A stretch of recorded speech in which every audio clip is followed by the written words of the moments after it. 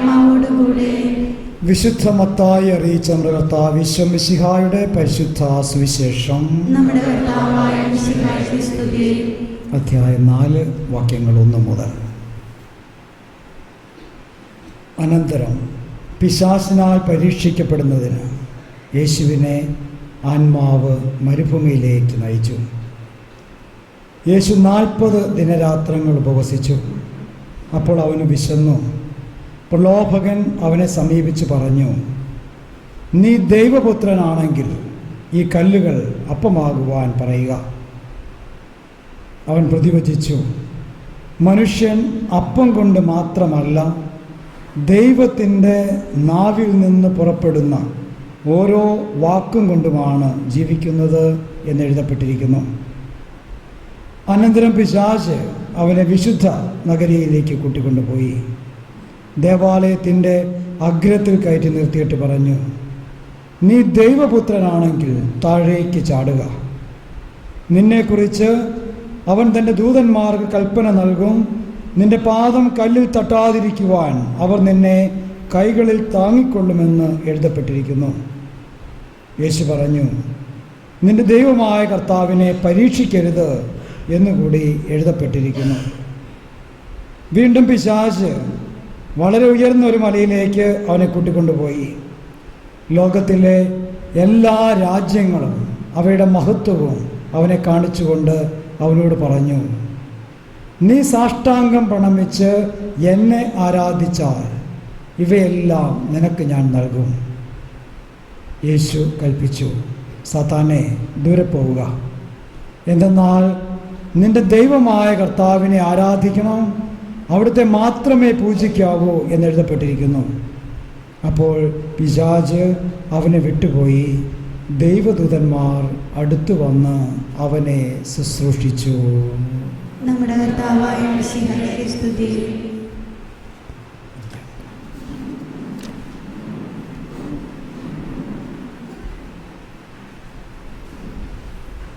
മിശിഹായുടെ സ്നേഹം നിറഞ്ഞവരെ, വളരെ അനുഗ്രഹീതമായ ഒരു സാഹചര്യത്തിലാണ് നമ്മുടെ ധ്യാനം ഇവിടെ നടക്കുക. സഭ ഇന്ന് വലിയ നോമ്പിന് ആരംഭം കുറിക്കുകയാണ്. ഇന്ന് പാതിര മുതൽ നമ്മൾ നോമ്പ് ആചരണത്തിലേക്ക് പ്രവേശിക്കുക. ബുധനാഴ്ചയാണ് കുരിശുവര നമ്മുടെ എറണാകുളം രൂപതയിൽ നടക്കുക. കാരണം നമ്മുടെ ഈ രൂപത ലാറ്റിനും സിറിയനും എല്ലാം കൂടി ഇങ്ങനെ മിക്സ് ചെയ്ത് കിടക്കുന്നതുകൊണ്ട് 2 ദിവസമായിട്ട് കുരിശുവര നടത്താതിരിക്കാൻ വേണ്ടി പിതാക്കന്മാർ ഒരുമിച്ച് ചേർന്ന് കുരിശുവര ബുധനാഴ്ചത്തേക്ക് മാറ്റിയിട്ടുണ്ടെങ്കിലും സിറോ മലബാർ സഭയിൽ ഇന്ന് പാതിര മുതൽ നോമ്പ് ആരംഭിക്കുക. നമുക്കറിയാം, ഈ നോമ്പിന് അടിസ്ഥാനമായിട്ട് നമ്മൾ കാണുക ഇന്നത്തെ സുവിശേഷത്തിൽ നമ്മൾ വായിച്ചു കേട്ട സംഭവമാണ്. മാമോദിസ സ്വീകരിച്ച തമ്പുരാൻ 40 ദിനരാത്രങ്ങൾ ഉപവസിച്ചുകൊണ്ട് ദൈവത്തോട് പ്രാർത്ഥിച്ച് ശക്തി സംഭരിക്കണം. 40 ദിനരാത്രങ്ങളിലെ ഉപവസിച്ചുള്ള പ്രാർത്ഥന. നമ്മുടെ ഈ നോമ്പ് സാധാരണ ഇതിൽ അറിയപ്പെടുക 50 നോമ്പെന്നാണ്. ഈ 40 നമ്മൾ കണക്കാക്കുക യേശുവിൻ്റെ ഈ ഒരു 40 ദിവസത്തെ ഉപവാസം. പിന്നീട് വരുന്ന 7 ഞായറാഴ്ചകൾ, ഇതിൻ്റെ ഇടയ്ക്ക് വരുന്ന ഞായറാഴ്ചകൾ കർത്താവിൻ്റെ ദിവസം തന്നെയാണ്, വിശുദ്ധമായിട്ട് ആചരിക്കേണ്ട ദിവസമാണ്. അപ്പോൾ അതും കൂടി കൂടുമ്പോൾ 47, പിന്നെ പെസഹ, ദുഃഖവെള്ളി, ശനി, വിശുദ്ധ ദിവസങ്ങൾ. അങ്ങനെ നമ്മൾ ഈ ഒരു 50 ദിവസത്തെ ഒരു വലിയ യാത്ര ഇന്ന് ആരംഭിക്കുക. അങ്ങനെ നിൽക്കുന്ന സാഹചര്യത്തിലാണ് നിങ്ങൾ ധ്യാനിച്ച് അഭിഷേകം നിറഞ്ഞ് ഈ ഒരു നോമ്പുകാലത്തിലേക്ക് പ്രവേശിക്കുക. എനിക്ക് തോന്നുന്നത് അത് ദൈവത്തിൻ്റെ ഒരു വലിയ പദ്ധതിയുടെ ഭാഗമാണ്. ദൈവം നിങ്ങളെ സമൃദ്ധമായിട്ട് അനുഗ്രഹിക്കട്ടെ. ഏറ്റവും വിശുദ്ധിയോടുകൂടെ ഈ നോമ്പ് ആചരിക്കുവാനായിട്ട് ഇട നൽകട്ടെ എന്ന് നമുക്ക് പ്രാർത്ഥിക്കാം. വചനത്തിൽ നമ്മൾ കാണുന്നത് ഈശോ പരീക്ഷിക്കപ്പെടുന്നു. 3 തരത്തിലുള്ള പരീക്ഷകൾക്ക് ഈശോ വിധേയമാകണം. അതിനു മുൻപാണ്, ഈ പരീക്ഷണങ്ങൾക്ക് മുൻപാണ് 40 രാവും പകലും ഉപവസിച്ച് ഈശോ ശക്തി സംഭരിക്കുന്നത്. നമ്മുടെയൊക്കെ ഈ ജീവിതയാത്രയിൽ ഈ ഒരു പ്രലോഭനം ഒരു നിരന്തര സംഭവമാണ്, അവരുടെ ജീവിതത്തിൻ്റെ തന്നെ ഭാഗമാണ്. ഇവിടെ എങ്ങനെ ശക്തി സംഭരിക്കണം, ഇതാണ് ഈശോ പറയുക. ഈ 40 ദിവസത്തെ ഉപവാസത്തിലൂടെ, ഈ ഒരു വലിയ നോമ്പിലൂടെ നിൻ്റെ ജീവിതത്തിൽ നീ മുന്നോട്ട് നീങ്ങുമ്പോൾ നിൻ്റെ ക്രൈസ്തവ വെല്ലുവിളികളെ തരണം ചെയ്യുവാനുള്ള ശക്തി സംഭരിക്കാൻ ഈശോ നമുക്കൊരു അവസരം തരികയാണ്, എല്ലാ മനുഷ്യർക്കും ഈ നോമ്പിലൂടെ. നിങ്ങൾക്ക് പ്രത്യേകമായിട്ട് അതോടൊപ്പം തന്നെ ഒരു അഭിഷേക ധ്യാനവും കൂടി നൽകി തിന്മയ്ക്കെതിരെ പോരാടാനുള്ളൊരു കൃപ തമ്പുരാൻ വാങ്ങി തരികയാണ്. ആദ്യത്തെ ആ ഒരു പ്രലോഭനത്തിൽ സാത്താൻ ഈശോയോട് പറയണം, നീ ദൈവപുത്രനാണ്, നീ വിചാരിച്ച എന്തും നിനക്ക് നടക്കും.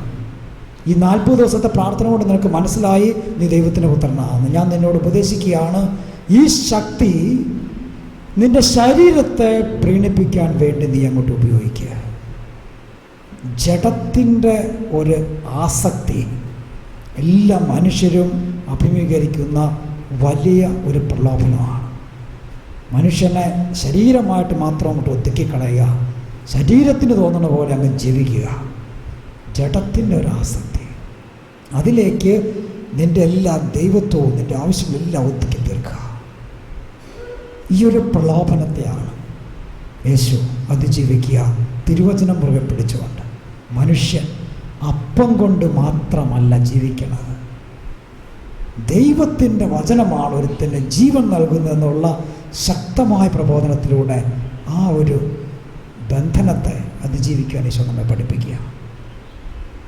രണ്ടാമത്തെ പ്രലോഭനം, ദേവാലയത്തിൻ്റെ ആ ഉച്ചിയിൽ നിന്നെടുത്ത് താഴേക്ക് ചാടുക.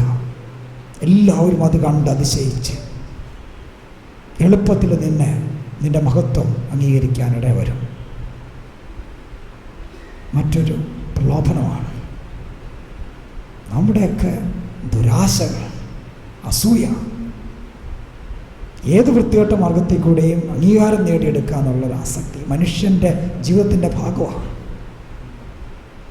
അതിജീവിക്കുവാനായിട്ട് യേശു വീണ്ടും വചനത്തെ മുറുകെ പിടിക്കുകയാണ്. 40 ദിവസത്തെ ദിനരാത്രങ്ങളിൽ ഉപവാസത്തിലൂടെ ശക്തി സംഭരിച്ച ഈശോ നമ്മോട് പറയുകയാണ്, പ്രലോഭനങ്ങളെ അതിജീവിക്കുവാനായിട്ട് നീ ദൈവസന്നിധിയിലിരിക്കുക. ഈ നോമ്പുകാലം നീ അടയിരിക്കുക, ശക്തി നിനക്ക് വേണം, അതിജീവിക്കുവാനുള്ള ശക്തി കിട്ടണം, പ്രാർത്ഥിക്കുക. അങ്ങനെ ആ ഒരു പ്രലോഭനത്തെയും യേശു അതിജീവിച്ചു പോവാം. അടുത്ത പ്രലോഭനമാണ് ലോകം മുഴുവനും കാണിച്ചിട്ട്, ഓരോ രാജ്യവും കാണിച്ചിട്ട്, അതിൻ്റെ മഹത്വവും കാണിച്ചിട്ട് പറയുകയാണ്, നീ എന്നെ കുമ്പിട്ട് ആരാധിച്ചതെല്ലാം നിനക്ക് ഞാൻ നൽകാം. മനുഷ്യൻ്റെ അടുത്ത ഒരു ഒരു ഒരു പ്രലോഭനത്തിൻ്റെ മേഖല ആർത്തിയാണ്. എത്ര കിട്ടിയാലും പോരാത്തൊരാർത്തി, എല്ലാം വാരിക്കൂട്ടാനുള്ള ടെൻഡൻസി. സാത്താനെ ദൂരെ പോകുമെന്ന് പറഞ്ഞുകൊണ്ട്, ദൈവത്തെ പരീക്ഷിക്കരുതെന്ന് പറഞ്ഞുകൊണ്ട് ആ പ്രലോഭനത്തെ ജയിച്ച് തമ്പുരാൻ നമുക്ക് മാതൃകയാകുകയാണ്. പ്രിയപ്പെട്ടവർ, ഇന്നത്തെ ശരിക്കും ഈ ഞായറാഴ്ചത്തെ 3 വായനകൾ എഫേസ്യർക്കാർക്ക് എഴുതിയ ലേഖനമാണ് നമ്മൾ ലേഖനത്തിൽ വായിച്ചു കേട്ടത്. പഴയ മനുഷ്യനെ അതിൻ്റെ ദുരാശകളോടുകൂടെ തന്നെ പറിച്ച് മാറ്റണം, ഉരിഞ്ഞു കളയണം, പുതിയ മനുഷ്യനെ ധരിക്കുക. ഞാൻ വന്നപ്പോൾ തോസാറ് പറഞ്ഞുകൊണ്ടിരിക്കുകയാണ്, ഈ ഒരു ഫരിസേയ മനസ്ഥിതി പറിച്ച് മാറ്റുക, പുതിയ മനുഷ്യനെ യേശുവിൻ്റെ ചൈതന്യം ധരിക്കുക. പ്രിയപ്പെട്ടവരെ, ഈ നോമ്പിലൂടെ ഈശോ നമ്മോട് ആവശ്യപ്പെടുന്നത് തന്നെയാണ്. നമ്മിലുള്ള ഈ ലോകാരൂപി തിന്മയുടെ ഒരു ശക്തി, ലോകം മുഴുവൻ ഇങ്ങനെയാണ്, നാടോടുമ്പോൾ നടുവേ എന്നൊക്കെ പറയുന്ന ആ ഒരു തിന്മയുടെ ആ ഫരിസേയ മനസ്ഥിതി പറിച്ച് മാറ്റുക, പുതിയ മനുഷ്യനെ ഈശോനെ ധരിക്കുക. അതാണ് പൗലോസ്ലീഹ നമ്മോട് ഉപേക്ഷിക്കുക. ഈ നോമ്പ് കാലത്തിലൂടെ ഒരു പുതു ചൈതന്യത്തിലേക്ക് വരാനായിട്ട് നമുക്ക് സാധിക്കട്ടെ. ഒന്നാമത്തെ വായന ശരിക്കും വായിക്കാത്തൊരു വായനയാണ്. ഈ ശരിക്കും നോമ്പിൻ്റെ മുഴുവൻ ചൈതന്യം നമുക്ക് നൽകുക. അത് യെശയ്യാ പ്രവാചകൻ്റെ പുസ്തകം 58-ാം അധ്യായമാണ്. നമുക്കൊന്ന് ജസ്റ്റ് അതിലൂടെ ഒന്ന് പോകാമെന്ന് തോന്നുകയാണ്.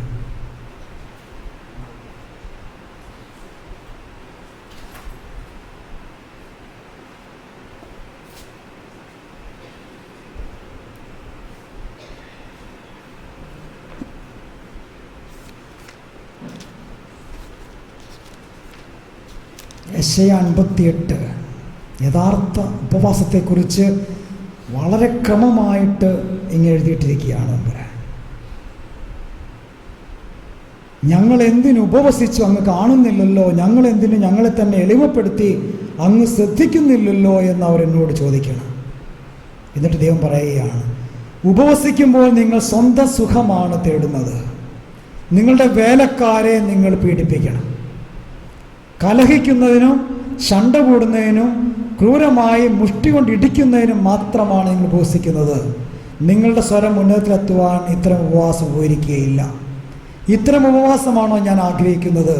ഒരു ദിവസത്തേക്ക് ഒരുവനെ എളിമപ്പെടുത്തുന്ന ഉപവാസം, ഞാങ്ങണ പോലെ തലകുനിക്കുന്നതും ചാക്ക് വിരിച്ച് ചാരവും വിതറി നടക്കുന്നതുമാണോ ഞാൻ ഉദ്ദേശിക്കുന്ന ഉപവാസം? പരിഹസിക്കുക ദൈവജനം. ജീവിതത്തിൽ മാറ്റം വരുത്താത്ത വേഷം കെട്ടുകൾ ഞാൻ മടുത്തെന്ന് പച്ചയ്ക്ക് ദൈവം പറയുകയാണ്. ഇതല്ല ഞാൻ ഉദ്ദേശിക്കുന്നത്. ഇതിനെയാണോ നിങ്ങൾ ഉപവാസമെന്നും കർത്താവിന് സ്വീകാര്യമായ ദിവസമെന്നും വിളിക്കുക? എന്നിട്ടാണ് തമ്പുരാൻ പറയുക, എന്താണ് ഉപവാസം കൊണ്ട് നിങ്ങൾ നേടിയെടുക്കേണ്ടത്? ദുഷ്ടതയുടെ കെട്ടുകൾ പൊട്ടിക്കുക. പറയുക, ഈ 50 നോയമ്പിലൂടെ നിനക്ക് വരേണ്ടത് നിന്റെ ഉള്ളിലുള്ള ദുഷ്ടതയുടെ കെട്ടുകൾ പൊട്ടണം. നുകത്തിൻ്റെ കയറുകൾ അഴിക്കുക. കാളയ്ക്ക് നുകം വെച്ച് കൊടുത്തു കഴിഞ്ഞാൽ പിന്നെ കാള വിചാരിക്കുന്ന പോലെ പോവില്ല. പിന്നെ ആ നുകം എങ്ങോട്ട് തിരിച്ചു വിടണം അങ്ങോട്ടേ പോവുള്ളൂ. ഇതുപോലെ നമുക്കൊക്കെ ചില നുകങ്ങൾ ഇങ്ങനെ ലോകം വെച്ച് തന്നിരിക്കുക, അതുകൊണ്ട് നടക്കുകയാണ്. തമ്പുരാൻ പറയുകയാണ്, ഈ നോമ്പാചരണത്തിലൂടെ, ഈ ഒരു ധ്യാനത്തിലൂടെ നുകം വലിച്ചെറിയാൻ സാധിക്കണം. നമുക്ക് കെട്ടുകൾ പൊട്ടട്ടെ, മർദ്ദിതരെ സ്വതന്ത്രരാക്കുക, എല്ലാ നുകങ്ങളും ഒടുക്കുകയും ചെയ്യുന്നതല്ലേ ഞാൻ ആഗ്രഹിക്കുന്ന ഉപവാസം. അടുത്തത്, വിശക്കുന്നവനുമായി ആഹാരം പങ്കുവയ്ക്കുകയും ഭവനരഹിതനെ വീട്ടിൽ സ്വീകരിക്കുകയും നഗ്നനെ ഉഡിപ്പിക്കുകയും സ്വന്തക്കാരിൽ നിന്ന് ഒഴിഞ്ഞു മാറാതിരിക്കുകയും ചെയ്യുന്നതല്ലേ അത്. നമ്മളൊക്കെ കല്യാണത്തിന് 1000 പേർക്ക് സദ്യ ഒരുക്കിയിട്ട് 500 പേരെ വന്നു കഴിയുമ്പോൾ നമുക്കൊരു വെപ്രാളമുണ്ട്, എവിടെ കൊണ്ട് കുഴിച്ചിടും. അപ്പോഴാണ് നമുക്ക് മറ്റുള്ളവരെക്കുറിച്ച് ചിന്ത വരുന്നത്. എവിടെയെങ്കിലും അനാഥശാല ഉണ്ടോ കൊണ്ട് കൊടുക്കാനായിട്ട്. പലപ്പോഴും നമ്മുടെയൊക്കെ കാരുണ്യം ഇങ്ങനെ നിൽക്കുക, നമ്മുടെ സൗകര്യത്തിന് വേണ്ടി. കുഴിച്ചിടുന്നതിനേക്കാൾ നല്ലതാണല്ലോ എവിടെ കൊടുക്കുക. അതിൻ്റെ അപ്പുറത്തേക്ക് വിശക്കുന്നവൻ്റെ നൊമ്പരം കാണാൻ നിനക്ക് സാധിക്കുന്നുണ്ടോ? വിശക്കുന്നവനുമായി ആഹാരം പങ്കുവയ്ക്കുകയും ഭവനരഹിതനെ വീട്ടിൽ സ്വീകരിക്കുകയും നഗ്നനെ ഉഡിപ്പിക്കുകയും സ്വന്തക്കാരിൽ നിന്ന് ഒഴിഞ്ഞു മാറാതിരിക്കുകയും ചെയ്യുന്നതല്ലേ അത്. അതല്ലേ ഞാൻ ഉദ്ദേശിക്കുന്ന ഉപവാസം. ഈശോയ്ക്കുക. അപ്പോൾ എന്ത് സംഭവിക്കും? അപ്പോൾ നിന്റെ വെളിച്ചം പ്രഭാതം പോലെ പൊട്ടിവിടരും, നീ വേഗസുഖം പ്രാപിക്കും. നിന്റെ നീതി നിന്റെ മുൻപിലും കർത്താവിൻ്റെ മഹത്വം നിന്റെ പിൻപിലും നിന്നെ സംരക്ഷിക്കും. നീ പ്രാർത്ഥിച്ചാൽ കർത്താവ് ഉത്തരമരുളും. നീ നിലവിളിക്കുമ്പോൾ ഇതാ ഞാനെന്ന് അവിടുന്ന് മറുപടി പറയും. മർദ്ദനവും കുറ്റാരോപണവും ദുർഭാഷണവും നിന്നിൽ നിന്നും ദൂരെ അകറ്റുക. അകറ്റേണ്ട ദുഷിച്ച മാർഗങ്ങൾ എണ്ണി പറയുക. ഈ ഉപവാസം കൊണ്ട് ഇറച്ചിയോ മീനോ വേണ്ടാന്ന് വയ്ക്കുക അല്ല വേണ്ടത്. ഇതൊക്കെ നമ്മൾ ചെയ്യുന്നത് ദുഷ്ടതയുടെ കെട്ടുകഴിക്കാൻ വേണ്ടിയാണ്, മറ്റുള്ളവരുടെ നൊമ്പരങ്ങൾ കാണാൻ വേണ്ടിയാണ്. വിശക്കുന്നവർക്ക് ഉദാരമായ ഭക്ഷണം കൊടുക്കുക, പീഡിതർക്ക് സംതൃപ്തി നൽകുക. അപ്പോൾ നിന്റെ പ്രകാശം അന്ധകാരത്തിൽ ഉദിക്കും. നിന്റെ ഇരുണ്ട വേളകൾ മധ്യാഹ്നം പോലെയാകും. കർത്താവ് നിന്നെ നിരന്തരം നയിക്കും. മരുഭൂമിയിൽ നിനക്ക് സമൃദ്ധി നൽകും. നിന്റെ അസ്ഥികളെ ബലപ്പെടുത്തും. നനച്ചു വളർത്തിയ പൂന്തോട്ടവും വറ്റാത്ത നീരുറവയും പോലെയാകും നീ. നിന്റെ പുരാതന നഷ്ടശിഷ്ടങ്ങൾ പുനരുദ്ധരിക്കപ്പെടും. അനേകം തലമുറകളുടെ അടിസ്ഥാനം നീ പണിതുയർത്തും. പൊളിഞ്ഞ മതിലുകൾ പുനരുദ്ധരിക്കുന്നവനെന്നും ഭവനങ്ങൾക്ക് കേടുപോക്കുന്നവനെന്നും നീ വിളിക്കപ്പെടും. വീണ്ടും തമ്പുരാൻ പറയുകയാണ്, സാപത്തിനെ ചവിട്ടി മെതിക്കുന്നതിൽ നിന്നും എൻ്റെ വിശുദ്ധ ദിവസത്തിൽ നിൻ്റെ ഇഷ്ടം അനുവർത്തിക്കുന്നതിൽ നിന്നും നീ പിന്തിരിയുക. സാപത്തിനെ സന്തോഷദായകവും കർത്താവിൻ്റെ വിശുദ്ധ ദിനത്തെ ബഹുമാന്യവുമായി കണക്കാക്കുക. നിന്റെ സ്വന്തം വഴിയിലൂടെ നടക്കാതെയും നിന്റെ താല്പര്യങ്ങൾ അന്വേഷിക്കാതെയും വ്യർത്ഥ ഭാഷണങ്ങൾ ഏർപ്പെടാതെയും അതിനെ ആദരിക്കുക. അപ്പോൾ നീ കർത്താവിൽ ആനന്ദം കണ്ടെത്തും. ലോകത്തിലെ ഉന്നത സ്ഥാനങ്ങളിലൂടെ നിന്നെ ഞാൻ സവാരി ചെയ്യിക്കും. നിന്റെ പിതാവായ യാക്കോബിൻ്റെ ഓഹരി കൊണ്ട് നിന്നെ ഞാൻ പരിപാലിക്കും. കർത്താവാണ് ഇത് അരുളി ചെയ്യുന്നത്. പ്രിയപ്പെട്ടവരെ, നോമ്പിലേക്ക് നമ്മൾ പ്രവേശിക്കുമ്പോൾ തമ്പുരാൻ നമ്മോട് പറയുന്ന വ്യക്തമായിട്ട്, ഒരു പ്രസംഗത്തിൻ്റെ ഇവിടെ ആവശ്യമില്ല, വചനം വളരെ വ്യക്തമാണ്, ഒരു വ്യാഖ്യാനം ആവശ്യമില്ല.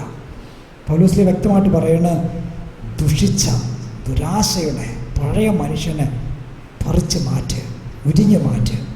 തമ്പുരാൻ്റെ കൃപയുടെ കാരുണ്യത്തിൻ്റെ പുതിയ മനുഷ്യനെ ധരിക്ക്. പഴയ നിയമത്തിൽ അക്കമിട്ട് പറയണം, ഞാൻ ആഗ്രഹിക്കുന്ന ഉപവാസം എന്താണ്? വേഷം കെട്ടല്ലത്. വേഷം കണ്ട് മടുത്ത് ഞാൻ, ഈ വേഷം കെട്ട് കണ്ട് മടുത്ത് ഞാൻ. അത് നിർത്തിയിട്ട് ഹൃദയത്തിൻ്റെ തുണിയല്ല കീറേണ്ടത്, വസ്ത്രമല്ല കീറേണ്ടത്, ഹൃദയമാണ് കീറേണ്ടതെന്ന് ഈശോ പറയാം. സുവിശേഷത്തിൽ ഈശോ മാതൃക കാണിച്ചു തരുന്ന ഏതൊക്കെ തരത്തിലുള്ള പ്രലോഭനങ്ങളിലേക്കാണ് നീ പോകാൻ പോകുന്നത്. തമ്പുരാൻ്റെ വചനം, ശിമയോൻ ശിമയോൻ, സാത്താൻ നിന്നെ ഗോതമ്പിനെ പോലെ പാറ്റാൻ ശ്രമിച്ചു, ഞാൻ നിനക്ക് വേണ്ടി പ്രാർത്ഥിച്ചു, നീ തിരികെ വന്ന് എൻ്റെ സഹോദരങ്ങളെ നീ ശക്തിപ്പെടുത്ത്.